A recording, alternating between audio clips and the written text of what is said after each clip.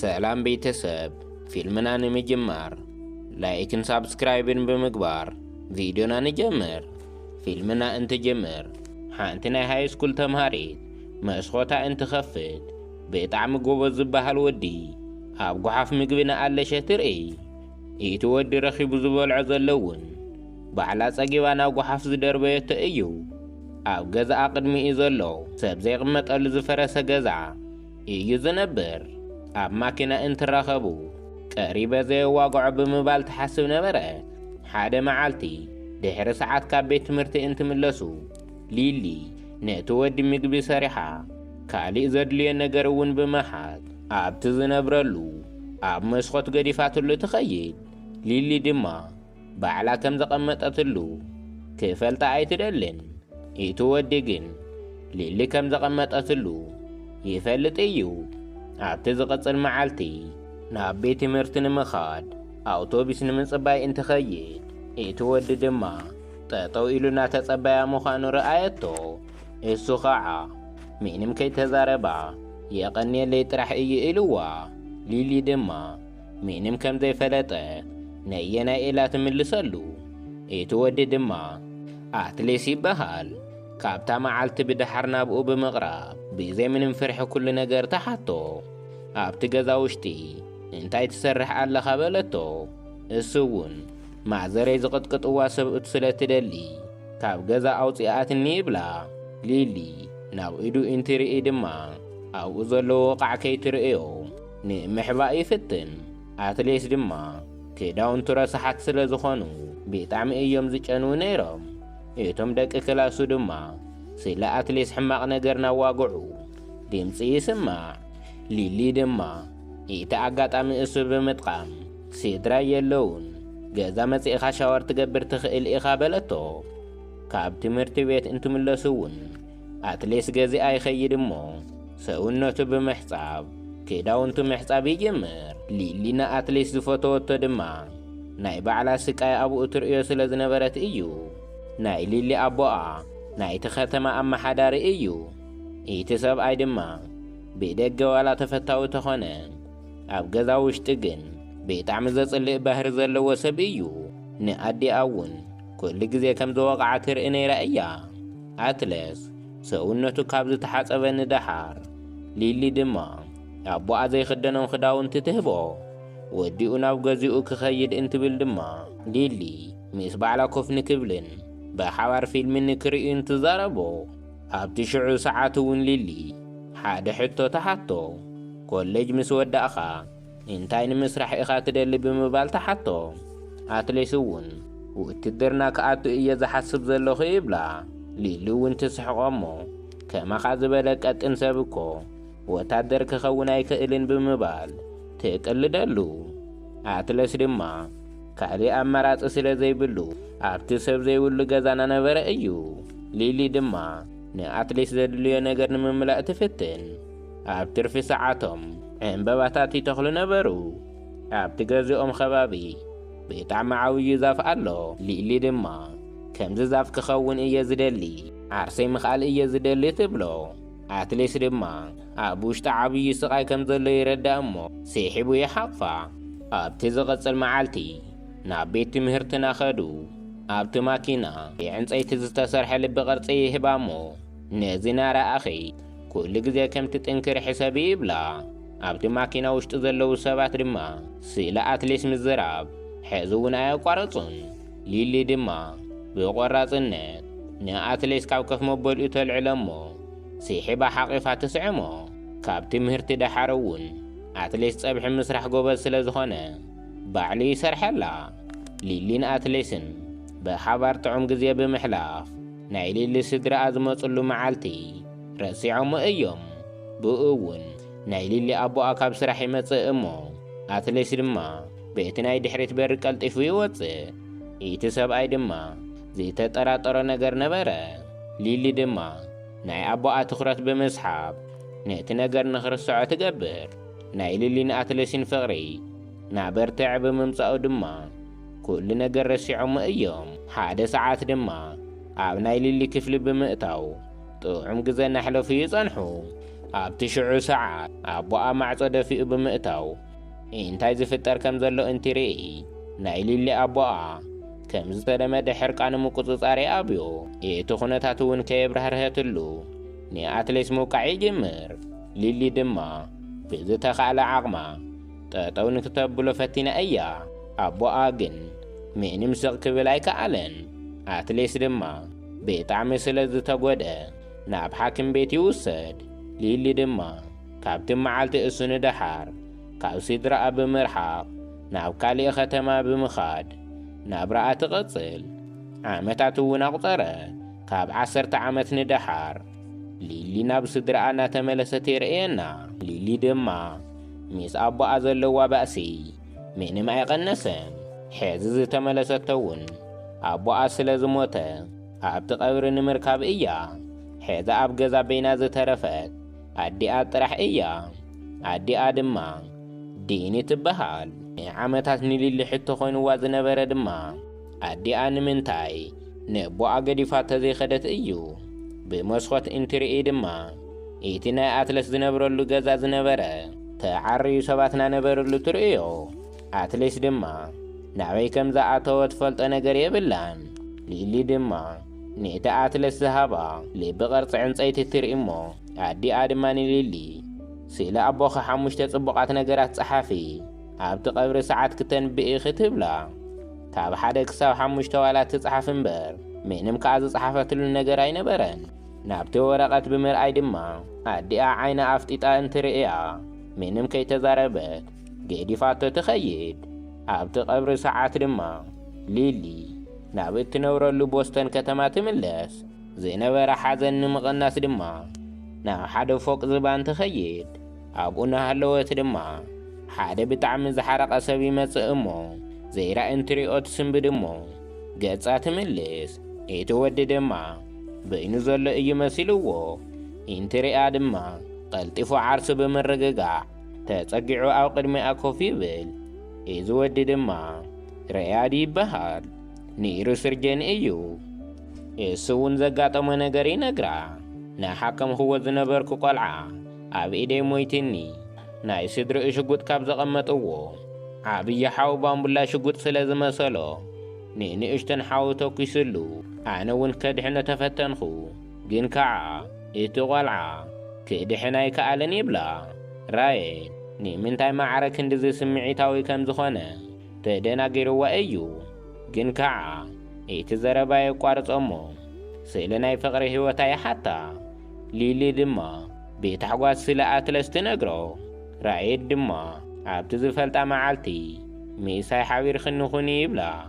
ብእውነቱ ወንበር ይስሕቦሞ ንኽስዕማ ጽግዒ እንትብል ኣብቲ ሰዓት እሱ ርያድ ካብ ስራሕ ስልኪ ይድወለሉ። ስራሕ ስለ ዝነበረ ድማ ንሊሊ ተፋኒውዋ ይኸይድ።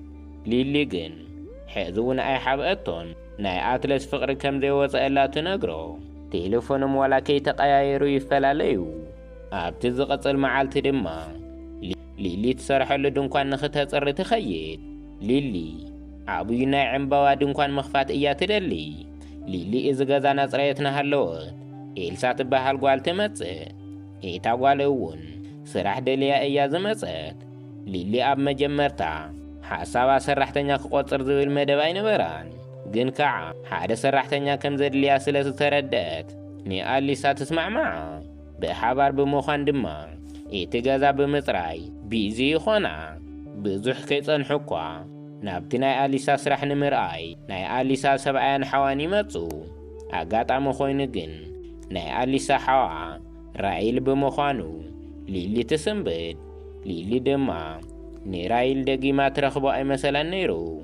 ኤሊሳ ከም ዝፋለጡ ምስ ፈለጠት ድማ ንምንታይ ብሓባር ዘይንዘናጋዕ ብምባል ሓደ ሓሳብ ተመጽእ። ድራር ካብ በልዑ ንዳሓር ድማ መስተና ሰተዩ ጥዑም ግዜ ምሕላፍ ይጅምሩ።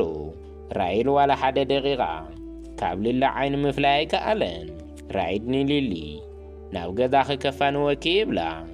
ኣይኸውንን ዋላ ተበለቶ እውን ራይድ ግን ክሰምዓ ኣይከኣለን። ናይ ሊሊ ልቢ ንምሽናፍ ዘይገበሮ ነገር ኣይነበሮን። ኣማራፂ እንትስእን ድማ ክስዕመ ክደቡ ምባል ይሓታ።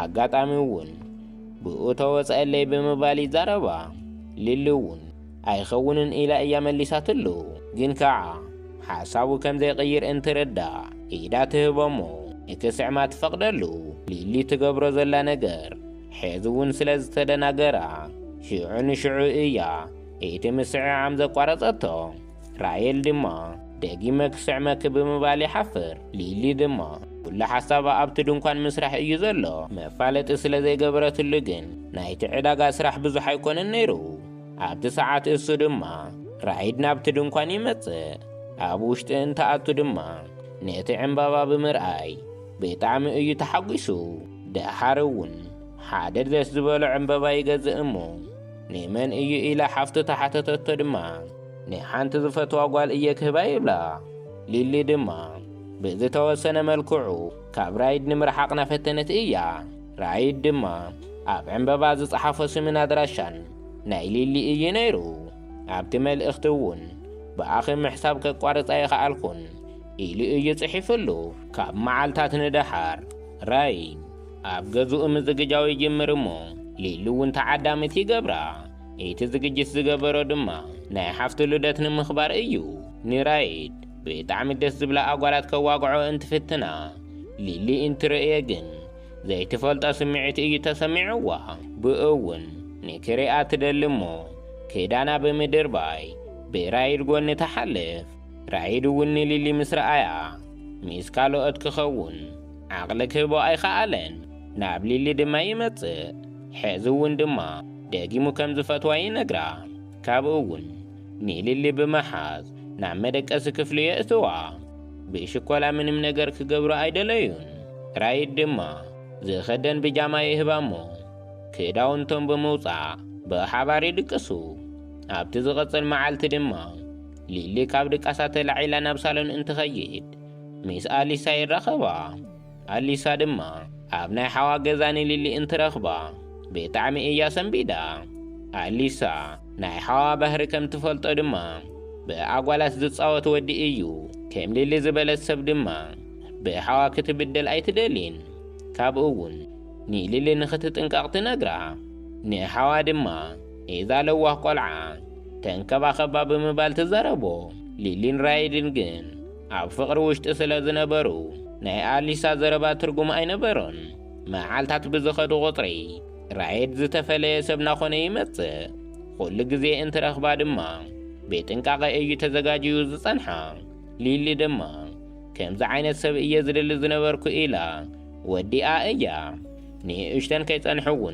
ብሓባር ምንባር ይጅምሩ ናይ ሊሊ ኣደኣ ድማ ንራሔል ንምፍላጥ ናብቲ ከተማ ትመጽእ ስለ ዝኾነት ኣብ ሓደ ሬስቶራንት ድራር ንኽበልዑ ሊሊ ቆፀሮ ሒዛ እያ ክዳውንታ ቀይራ ካብ ምውፃኣ ንቕድሚት ድማ ኣብ ክሳዳ ዝተወቀጠቶ ናይ ልቢ ቅርፂ ትርኢ እሱ ዝተወቀጠቶ ድማ ናይ መጀመርታ ፍቕረኛ ንምስትዋስ እዩ ኣብ ሽዑ ምሸት ድማ ሊሊ ምስ ራሔል ብምዃን ናብ ኣዲኣ ናብቲ ሬስቶራንት ይኸዱ ንራሔል ምስ ኣዲኣ ምስ ኣፋለጠቶ ድማ ናይ ሊሊ ኣዲኣ ንራሔል ዝፈተወቶ ትመስል ራሔል ድማ ኣብዚ ማእኸል ሽቓቕ በፂሐ ክመጽእ ኢሉ ገዲፍዎን ይኸይድ ኣብዚ ሰዓት እሱ እዩ ስእለ ዝተጨነቐ ናይ በዓል ሬስቶራንት እንታይ ክእዘዝ ክብል ናብ በዓል ሊሊ ይመጽእ ሊሊ ኣብ ኢዱ ዘሎ ምልክት ምስ ረኣየት እያ ልባ ዝፈረሰ ንምርግጋጽ ድማ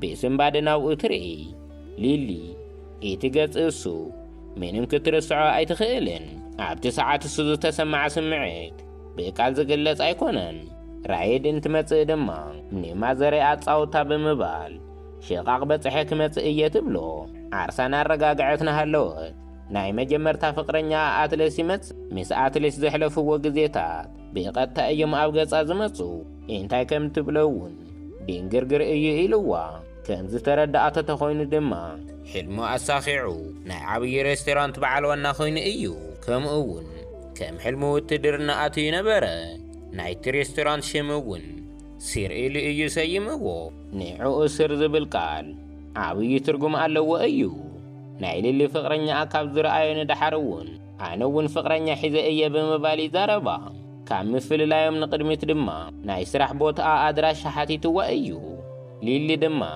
ንኣትሌስ ካብ ዝረኣየቶ ንድሓር ዝተፈለየ ስምዒት እዩ ተሰሚዕዋ። ኣሊሳ እውን ጤኒስቲ ምዃና ትናገር እሞ ብንኣታት እንሲ ምኽንያት ብምግባር ጥዑም ግዜ የሕልፉ። ራይድ ድማ ኣብ ክሳዳ ዘሎ ውቃጦ ትርጉሙ ኩሉ ግዜ ይሓታ።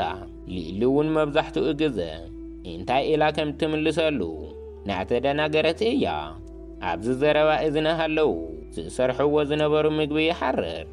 ራይድ ድማ ጉያ ብምባል ነዚ ሸሓነ ብምኽፋት ነቲ ምግቢ ንምውፃእ ኢዱ እንተእቱ ኢዱ ይብላዕ። ብእውን ኣብዚ ማእኸል ንሊሊ ይወቕዓ። ሊሊ ብጣዕሚ ስለ ዝሰንበደት ናነኻኸ ኣጀኺ እንትብላ ግደፈኒ ኢላ እንትደፍኦ ድማ ንራይድ ወዲቑ ዝተሰበረ ብርጭቆ ኢዱ ይሓርዶ። ደም ናፈሰሶ ምስ ረኣየቶ ድማ ከብዳ ኣየኽእላን ብጣዕሚ እውን የሕዝና። ብእውን ሓሲብዎ ዘይኮነ ከይሓሰበ እዩ ወቂዕኒ ብምባል ንዓርሳ ተእምኖ። ራይድ እውን ናብቲ ብዝሓለፈ ዝኸድናዮ ሬስቶራንት ሓፍተይ ንኽድና በለትኒ ስለ ዝኾነት ናይቲ ጥንሳ ምኽንያት ብምግባር ሕዚ እውን ናብኡ ንኽድ ይብላ። ሊሊ ገጻ ተበላሽዋ ስለ ዝነበረት ከምኡ ኢላ ናብኡ ምኻድ ኣይደለየትን። ንራይድ ድማ ካሊእ መዓልቲ ኢና ናብኡ ንኸይድ ሕዚ ካሊእ ቦታ ምረጽ በለቶ። ራይድ ግን ሓሳቡ ክቐይር ኣይከኣለን። ብተደጋጋሚ ናብኡ ንኽድ ብምባል ይሓታ። ሊሊ ድማ ሓሳቡ ክቐይር ስለ ዘይኽእል ምስኡ ትስማዕማዕ። ብእውን ምስትዋት ብምጥቃም ዘይተበላሸወ ገጻ ንምስትኽኻል ሜክኣፕ ምጥቃም ትጀምር። ኣትሌስ ገጻ ናረኣየ ነበረ ከም ዝተወቅዐት እውን ተረዲእዎ እዩ። ሊሊ እውን ሽቓቕ ኢላ እንትኸይድ ኣትሌስ ድማ ምንም ድሕር ከይበለ ተኸቲልዋ ናብ ሽቓቕ ይኸይድ። ራይድ ተኾይኑ ዝወቅዐኪ ገዲፍኺ የኽዲ ብምባል ይዛረባ። ሊሊ እውን ትስንብድ እሞ ቀልጢፋ ካብቲ ሽቓቕ ንምውፃእ ትፍትን። ብእውን ተኸታቲሎም ናወፁና ሃለው ምስ ራይል ጎፍ ንጎፍ ይራኸቡ። ራይድ ንኣትሌስ ናይ መጀመርታ ፍቕረኛ ምዃኑ እንትርዳእ ሕርቃኑ ምቁፅጻር ይኣብዮ። ብእውን ብጣዕሚ ሓያል ባእሲ ኣብቲ ሬስቶራንት ይለዓል። ኣብ ሬስቶራንት ውሽጢ ዘለዉ ሰባት ድማ ንኽፈላልይዎም ይፍትኑ። ሊሊ ድማ እንታይ ከም ትገብር ንባዕሉ ድንግርግር እዩ ኢልዋ። ሊሊ ንራይድ ምስ ኣረጋግዐቶ ድማ ንኣትሌስ ደጊማ ከም ዘይትረኽቦ ቃል ተኣትወሉ። ብጽቡቕ ሓቲኡ ኣትሌስ ንሊሊ ንምርኣይ ናብ ስራሕ ቦታ ኣይመጽእ። ብእውን ስለ ኩሉ ነገር ይቕሬታ ይሓታ። ደጊማ እውን ገጻ ዝተበላሸዎ ብሃንደበት ምዃኑ ትነግሮ። ኣትሌስ ድማ ሓደ ሕቶ ይሓታ። ርግጸኛ ድኺ እንትብላ እሳ ድማ እዎ ብምባል ትምልሰሉ። ኣትሌስ ስለ ሊሊ ምሕሳብ ከቋርጽ ስለ ዘይከኣለ ቁጽሪ ቴሌፎን ይህባ እሞ ብእውን ኣብ ዝደለየቶ ሰዓት ከም ትድውለሉ ይነግራ። ዝሓዘ ወረቐት እውን ኣብ ናይ ቴሌፎና ከቨር እዩ ኣእትይዎ። ሽዑ እውን ስለ ሊሊ ምሕሳብ ስለ ዘየቋረጸ ልቡ ተንጠልጢሉ ገዲፍዋ ይኸይድ። ኤሊሳ እውን ብዙሕ ከይጸንሐት ጽቡቕቲ ቆልዓ ትወልድ። ርያድ ድማ ምስታ ህፃን ምጽዋዕ ብጣዕሚ እዩ ዝፈቱ ነይሩ። ነታ ህፃን እውን ብምሕቋፍ ንምቕማጥ ንባዕሉ ፍቓደኛ ኣይነበረን። ኣብቲ ሰዓት እሱ ኣብቲ ሓኪም ቤት ውሽጢ ተንበርኪኹ ንሊሊ ሓዳር ንኽገብሩ ይሓታ። ካብ መዓልታት ንድሓር ሊሊን ርያድን ይምርዐው። ኩሉ ነገር እውን ብጽቡቕ ነገር ናኸደ እዩ መሲልዎም ነይሩ። ሓደ መዓልቲ ሊሊ ምስ ኣዲኣ ብቴሌፎን ናዋግዐትና ሃለወት። ርያድ ኣብቲ ገዛ ውሽጢ ኣቑሑትና ሰበረት ሰምዖ። ንኣዲኣ ጸኒሐ ክድውለልኪ እየ ብምባል ንርያድ ተጸጊዓ እንተሓቶ ርያድ ኣብ ኢዱ ዘሎ ወረቐት የርእያ። እቲ ወረቐት ድማ ኣትሌስ ዘቐመጠ ቁፅሪ ቴሌፎን እዩ ነይሩ። ሊሊ ብጣዕሚ ትስንብድ እሞ ንርያድ ብድሕሪኡ ምኽታል ትጅምር። ርያድ እውን ንሊሊ ደፍኡ ናብ ደረጃ ይድርብያ። ዝተወሰነ ደቂቓታት ዓርሳ ትስሕት እሞ ምስ ተለዓለት ድማ ንራይድ እንታይ ኾይነ እየ ብኸመይ እየ ኸወዲቐ ኢላ ተሓቶ። ራይድ ድማ ሸታሕ ኢልኪ ኢኺ ወዲቕህ ብምባል ይምልሰላ። ሊሊ ግን ደፊኡ ከም ዘውደቓ ተጠራጢራ እያ። ግን ከዓ ርግጸኛ ኾይና እስኻ ኢኻ ደርቢኻኒ ኢላ ከይትዛረቦ ኣይከኣለትን። ኣብቲ ዝቕጽል መዓልቲ ኣሊሳ ንሊሊ ጽቡቕ ዜና ሒዛትላ ትመጽእ። ኣብቲ ከተማ ዘለዉ ጽቡቓት ናይ ዕዳጋ ማእኸል ሊሊ ሻውዓይ ከም ዝኾነት ትነግራ። ንሊሊ ድማ ንድንኳና ዘፋልጥ እውን እዩ። ብዝገርም ኩነታት ግን እቲ መበል ቀዳማይ ዘሎ ናይ ኣትሌስ ሬስቶራንት እዩ። ሊሊ ምስ መሸወ ብናይ ሓጎስ መግለጺ ንሰብኣያ ተዘጋጅዋና ጸንሐቶ እያ። ራይድ ድማ ኣብቲ 10 ሰዓት ብዙሕ ኣይተዛረበን። ብሓይልና ሰሓቐ ድማ እንኳዕ ደስ በለኪ ይብላ። ካብኡ እውን ንሊሊ እቲ ዘደናገር ሕቶ ናይ ክሳድ ክውቃጦ እንታይ እዩ ብምባል ሓታ። ሊሊ ድማ ስለ እዚ ውቃጦ ሕዚ እውን መልሲ ኣይሓሰብኩሉን ኢላ ትዛረቦ። ርያድ እውን ካብቶም ብቢዝነስ ዝተሸለሙ እቲ ቀዳማይ ኣትሌስ እዩ ብምባል ይዛረባ። ኣትሌስ እውን ቃለ መሕተት ተገይሩሉ ዝተዛረቦ ዘረባ ኣብቲ ጋዜጣ ኣሎ እዩ። እቲ ጽሑፍ እውን ከምዚ ይብል፣ ብቁልዕነተይ ሓንቲ ዝፈትዋ ጓል ነበረት። ሽዑ እውን ልቢ ቅርፂ ዕንፀይቲ ሰሪሐ ኣምፂአ ሂበያ። እሳ እውን እዚ ናይ ልቢ ቅርፂ ኣብ ልበይ ከንብሮ እየ ኢላትኒ ነይራ። ካብ መጀመርትኡ እዚ ሬስቶራንት እውን ስር ኢለ ዝሰየምክዎ ካብ መጀመርታ ፍቕሪ ዘምሃረትኒ እሳ እያ። ብእውን ፍቕሪ ንምክፋል እዚ ሬስቶራንት ከፊተ ኣለኹ ይብል። ርያድ እውን ብጣዕሚ ዘደናግር ሕቶ ይሓታ። ትፈትውዮ ዲኺ ይብላ እሞ ሊሊ ድማ ቀደም ይፈትዎ ነይረ ትብሎ። ርያድ ድማ ሕዚ ኸትፈትውዮ ዶ ኢሉ እንተሓታ ሕዚ ደኣ ንዓኻ እየ ዝፈቱ ትብሎ። ሊሊ እውን ገጻ ሽዑ ንሽዑ እዩ ተቐይሩ። ዓይና እውን ብንብዓት ይመልእ። ርያድ እውን ብጣዕሚ ናጨቆና ምዃኑ እንትርዳእ ጽግዕ ብምባል ይስዕማ።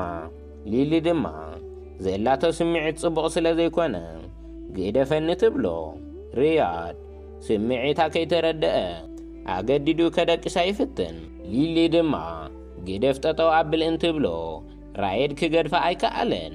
ሊሊ ድማ ብሓይሊ ኣምሊጣ ጎይያ ንደገ ትወፅእ እሞ ማኪናኣ ተልዕል። ብእውን እቲ ቅድሚ ሕዚ 2 ግዜ ዝገበራ ምስትዋስ ትጅምር። እቲ ብጽፍዒት ዝወቕዓን ኣብ ደረጃ ዘውደቓን ፈሊጡ እዩ ብምባል ሊሊ ልባ ይስበር። መኸዲ እንትስእን ድማ ናብ ኣትሌስ ትኸይድ። ኣትሌስ ሽዑ ምስ ረኣያ ባእሲ ከም ዘጋጠማ ሽዑ ንሽዑ እዩ ተረዲእዎ። ሓቒፉ ይንከባኸባ እሞ ሒዝዋ ናብ ሓኪም ቤት ይኸይድ። ኣትሌስ ድማ ሓደ ክዛረባ ዝደለየ ነገር ከም ዘሎ እዩ ዝመስል። ኣብዚ ማእኸል እቲ ሓኪም ናብ ሊሊ ክፍሊ ተኣቱ። ብእውን ሊሊ ዘይተጸበየቶ ዜና ጸንሓ። ንሊሊ ጥንስቲ ምዃና ትነግራ እሞ ምሕጓስ ድዩ ዘለዋ ምሕዛን ይደናገራ። ኣትሌስ ድማ ንሊሊ ሒዝዋ ናብ ገዝኡ ይኸይድ። ኣብቲ 10 ሰዓት እዩ ድማ ሊሊ ፍቕረኛ ከም ዘይብሉ ዝተረድአት። ኣትሌስ ድማ ንሊሊ ሻወር ንክትገብር ናብ መሕፀቢ ክፍሊ የእትዋ።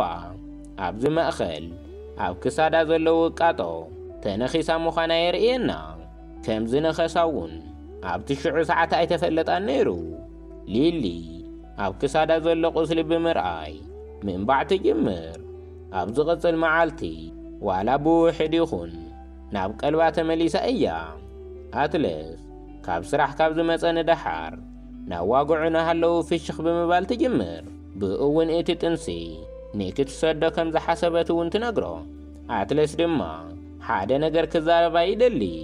ናብቲ ሕማቕ ገዛ እንትኸይድ ዓርሰይ ንምጥፋእ እዩ ነይሩ። ኣጋጣሚ ኮይኑ ግን ንዓኺ ብመስኮት ርእየኪ። ንዓኺ ካብ ዝረኣኹ ንደሓር ግን ጨኪና ዓርሰይ ከጥፍእ ኣይከኣልኩን። ኣብቲ ዝቕጽል መዓልቲ ምግቢ ኣምፂእኽለይ፣ ክዳን እውን ኣምፂእኽለይ፣ ሰውነተይ እውን ክሕፀብ ገይርክኒ፣ ሓድሽ ህይወት ኢኺ ሂብክኒ። ብኹሉ ነገር ግን ህይወተይ ኣትሪፍክለይ ኢኺ ብምባል ኣነ ክብለኪ ዝደለኹ እዚ እዩ። እስኺ ማለት ኣነ ኢኺ። ብእውን ኣብ ከብድኺ ዘሎ ዕሸል ንምውላድ ተሓሲብኺ ኣብ ዓለም ዘለዋ ጽብቕቲ ኣዶ እትኾኒ እስኺ ኢኺ ብምባል ብጣዕሚ ብውሽጣ ዝፍትን ዘረባ ይዘረባ። ኣብቲ ዝቕጽል መዓልቲ ኣትሌስ ናብ ገዛ ኣይመልሳ። ምንም ከይተዘራረቡ ኣትሌስ ሓቒፉ ይስዕማ። ካብ ውሕዳት መዓልታት ንደሓር ኤሊሳ ናብ ሊሊ ትመጽእ እሞ ይቕሬታ ትሓታ። ብእውን ቆልዑት ንሃለዉ ዝፍጠር ዝነበረ ነገር ትነግራ። ኣቦይ ሽጉጥ ስለ ዝነበሮ ራይድ ንእሽተን ሓውናን ኣብ ገዛ ውሽጥና ተፃወቱ ንሃለዉ።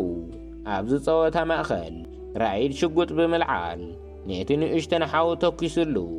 ራይድ ድማ ከም ንእሽተን ሓው ጥራሕ ዘይኮነ كم حظو ينيرو كابت ساعات اسيو رايد زي تغير بمبال تزربا أنا نبعلو مسرايد مخان بيطعم إيا زفرح نيرة تبلا بقوون زي قبرك نقر أي تحازلو يغرب ليو تبلا جن كعا حادة زو سنبد نقر تنقرا أنا كم حذاخ كم أخركي حذوون قريف كي يخيدي حابير كي يكي تخون بلتا معالت بزخد غطري للي مولدي أمعالتنا بصح إيو نيول لادا زخول نقروون نعريت إيا حزي اتنبر اللون بين أيو بقون للي نأدي أحد حتو تحتا فازر كم زنا ساقيكي نمنتا إخ قريف خيا زي خير بمبالت حتى أدي أون بيطعم سلازفوتو هذا معالتون كفل أيدل النيرة تبلا بدحر إيون رياض نايته هسان مدك أسن مع الرأي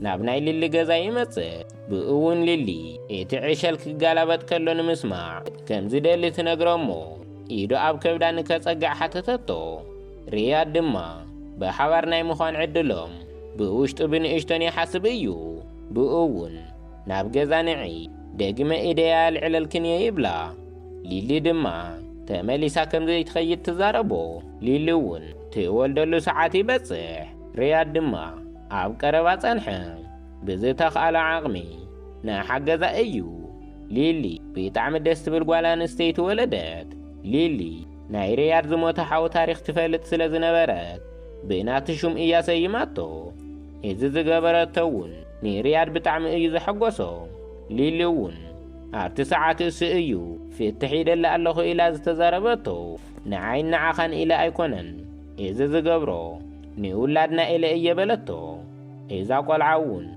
عابيا فقرنيا وقعني إلا أنت متصر إنتاي إخاتب لا أنت بلو رياضون قادف كي نعي إيا زبلا بلا رياض ولا لبي سبب بيتي فتح يسمع مع بيدحر إيون للي قوالا بمخواف نابنا أبو مقابر تخيد مو نبزح قزي زحازو تقيمتا شعو مسيا أرقفات تخيد شعون للي مسأدي أبو مخوان ني سلسة عامتات بينات نبر نبرك حدا معالتي للي نابسرح بوتا أنا خدتنا هاللوت اتفلت أقص أب مأخل ترئي اتسابون أتليس نبرك ما جمرتا مستراخبو زحات تحتو دمان حيزون مسرايد دخزل خيبلا ليلون أيخون كنت فاتحين عينا بلتو فيلمناون أبزي ودا فيديو نازفتخمون لايكن سابسكرايبن بمقبار يتسابخونو